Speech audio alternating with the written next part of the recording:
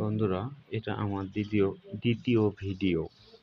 এই ভিডিওতে দেখাবো যে আমি প্রথম দিন যে রেণু সংগ্রহ করছিলাম, যে পরিমাণ রেণু দেখালাম, এই পরিমাণ রেণু থেকে আমি প্রথম দিন রেণু হেচিংয়ে দেওয়ার পরে যে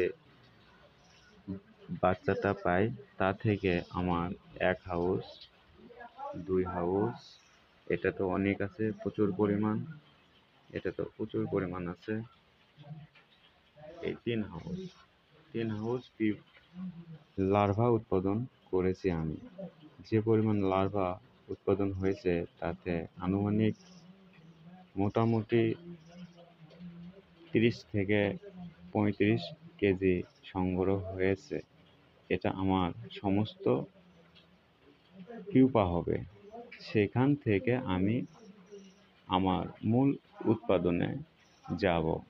বন্ধুরা, আপনারা সবাই আমার জন্য দোয়া করবেন যেন আমি এই বিষয়টা নিয়ে যেন আগাতে পারি এবং ভালো কিছু করতে পারি।